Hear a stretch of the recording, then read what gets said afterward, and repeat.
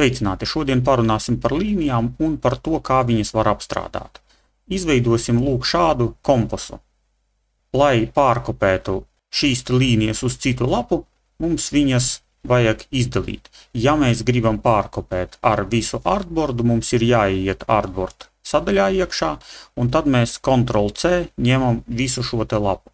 Veidosim to jaunā failā, File, New, un šeit mēs izvēlamies mūsu jaunā artboarda izmēru. Es ņemšu 150 x 150 mm. Pārliecināmies, ka mums tiešām ir milimetri. Create, un kad mēs spiežam Ctrl+V, mums iekopē to failiņu, kuru mēs tikko skatījāmies. Mēģināsim lūk šādu te objektu uzzīmēt. Pirmkārt, es ņemu elipsi un turot nospiestu Shift, velku divas riņķa līnijas, vienu un otru. Nocentrēsim šos te objektus, sākumā viņus izdalot abus, noliksim viņus vienu attiecībā pret otru centrā, tātad pa abām asīm. Lai to novietotu artboarda centrā, mums vajag sagrupēt. Lūk šeit un tālāk. Centrs pa vertikālo asi un centrs pa horizontālo asi.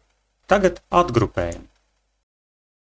Ja mums vajag pavilkt šos te riņķus nedaudz lielākus vai mazākus, darām to aiz stūrīša, lai viņš nepalielinātos vienā virzienā, mēs turam nospiestu Alt taustiņu un viņš deformējas no centra, lai viņš palielinātos proporcionāli, mēs nospiežam Shift un piedzenu viņu uz aci. Tāpat jūs pamanījāt, ka tad, kad es izdalu un velku, riņķa līnijai ir balts aizpildījums. Noņem aizpildījuma krāsu. Lūk šādi. Līdz ar to mēs saprotam, ka mēs varam izvēlēties gan kontūras aizpildījuma krāsu, gan kontūras krāsu, piemēram, melna, un kontūras biezumu, jeb platumu mēs varam mainīt lūk šeit. Tāpat mēs viņu varam mainīt lūk te. Noņemsim aizpildījumu vēlreiz. Tagad ieiesim lūk šeit iekšā stroke ar vienu klikšķi. Kas mums ir šajā tabulā? Pirmkārt, mēs varam izvēlēties, vai šī kontūra mums ies pa mūsu riņķa līnijas asi, vai viņa būs uz iekšu no ass, vai viņa būs pa ass ārpusi. Izvēlamies lūk šo te variantu. Ja mēs ieliksim ķeksīti lūk šeit, dashed line, mēs varam izvēlēties, kāds būs mūsu līnijas garums attiecībā pret attālumu starp šīm te līnijām. Tātad šajā gadījumā 10:6. Tāpat mēs varam turpināt un, piemēram, nākamo iekrāsoto daļu uztaisīt 8 mm, pēc tam 3 mm un tad atkal 12 vai 15 un 2. Un tad mums ir tāda secība, kādu mēs esam izvēlējušies. Šajā gadījumā es atstāšu visur nulles, un tad šī secība atkārtos pati sevi. Līnijas biezumu var mainīt arī lūk šeit augšā. Piemēram, uztaisām 1 mm platu līniju un izējam ārā. Tagad veidojam bultiņas. Bultiņa tā ir visparastākā līnija. Es ņemu šo te līniju un velku viņu turot nospiestu Shift taustiņu. Ja viņa man ir raustīta, tas ir tāpēc, ka stroke sadaļā mēs esam uzlikuši šo te ķeksīti. Tai laikā, kad ņēmām šo līniju, noņemam ķeksīti. Lai nocentrētu, mēs izmantojam centrēšanu pa horizontālo asi un pa vertikālo asi. Ar Alt veidoju līnijas kopiju un griežu viņu turot nospiestu Shift taustiņu tātad par 90 grādi. Protams, ka centrēju viņu pa abām asīm. Izdalām abas šīs te līnijas un skatāmies, ko vēl mēs varam darīt stroke sadaļā.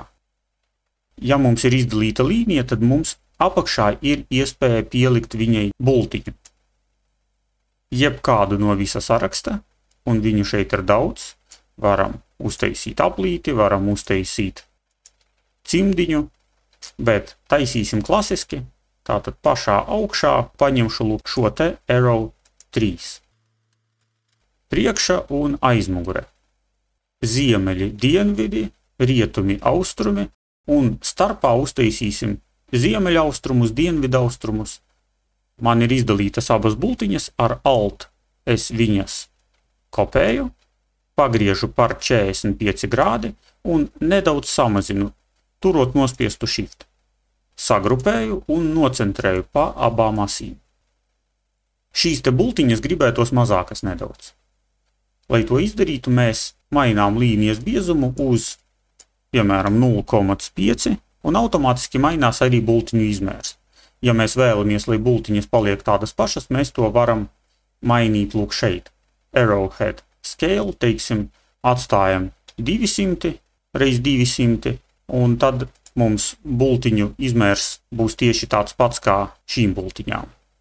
Manā gadījumā es atstāšu 150 reiz 150. Un pēdējais tas ir teksts. Ņemam T burtiņu, liekam augšā un rakstām N.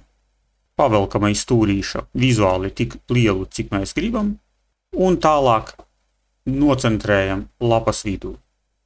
Ar Alt kopēju uz leju, T burtiņš, lai būtu iespēja rediģēt, mainām uz S, ņemam Selection tool un atkal nocentrējam, tāpēc, ka platumi burtiem ir dažādi.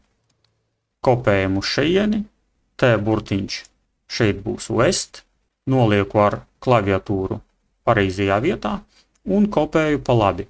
Un pēdējais burtiņš E. Atkal ar klaviatūru nobīdām tur, kur mums vajag.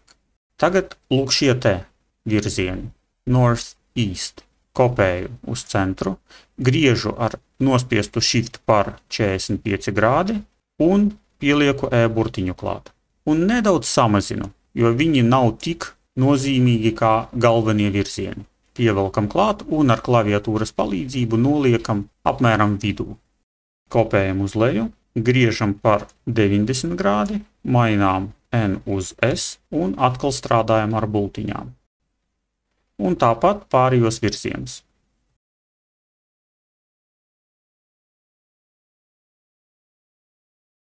Gatavs, lūk ir mūsu kompas, jeb vēja roze, kā to sauc. Pamēģiniet uztaisīt kaut ko līdzīgu. Paldies par uzmanību un veiksmi darbā!